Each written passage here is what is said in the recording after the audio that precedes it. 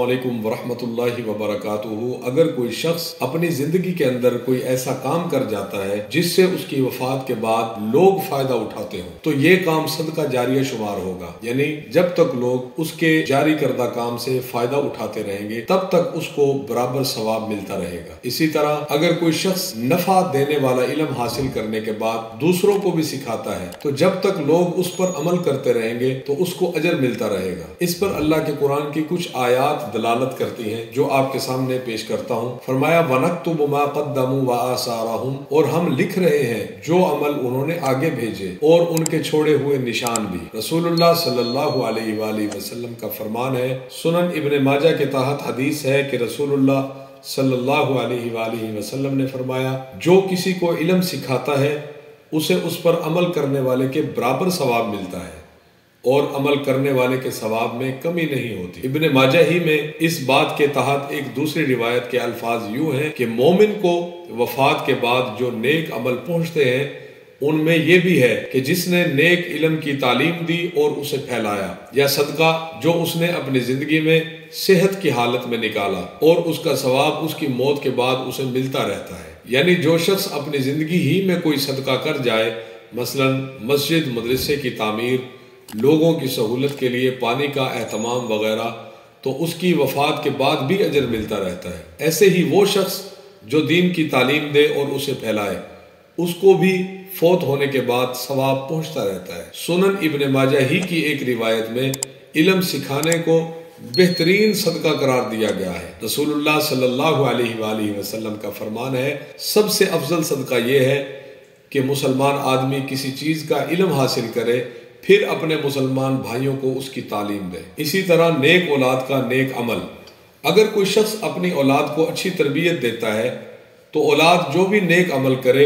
उसका उतना ही अजर वालिदैन को पहुंचता है जितना औलाद को उस अमल करने पर होगा।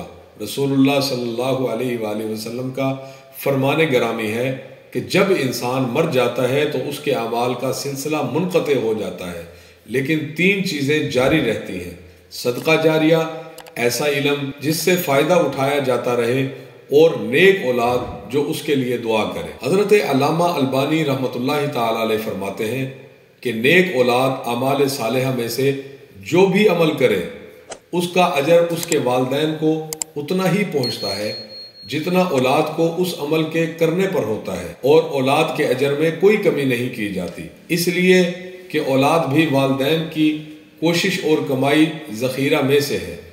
और अल्लाह ताला का फरमान है, फरमाया वअल्लैसा लिल इंसानी इल्ला मा सआ, इंसान के लिए सिर्फ वही है जिसकी उसने कोशिश की। रसूलुल्लाह सल्लल्लाहु अलैहि वसल्लम का फरमान, फरमाया सबसे पाकीज़ा खुराक वो है जो आदमी अपनी कमाई में से खाए, और उसकी औलाद भी उसकी कमाई का हिस्सा है। शेख अलबानी रहमतुल्लाहि ताला अलैह ने पहले बयान की जाने वाली हदीस मुबारका और तिलावत की जाने वाली आयत मुबारका की रोशनी में ये इस्तदलाल किया है कि जो अल्लाह ताला का फरमान है कि इंसान के लिए वही है जिसकी उसने कोशिश की और कमाया, जबकि औलाद इंसान की कमाई का हिस्सा ही है, तो जो भी अमल सालिहा औलाद करेगी उसका अजर उसके वालिदैन को पहुंचता रहेगा। इसी तरह अच्छा तरीका ईजाद करना, अगर कोई शख्स अपनी ज़िंदगी में कोई अच्छा तरीका ईजाद कर जाता है तो जब तक लोग उस तरीके पर अमल करते रहते हैं उस शख्स को भी उसके बराबर अजर व सवाब मिलता रहता है। रसूलुल्लाह सल्लल्लाहु अलैहि वसल्लम का फरमान है,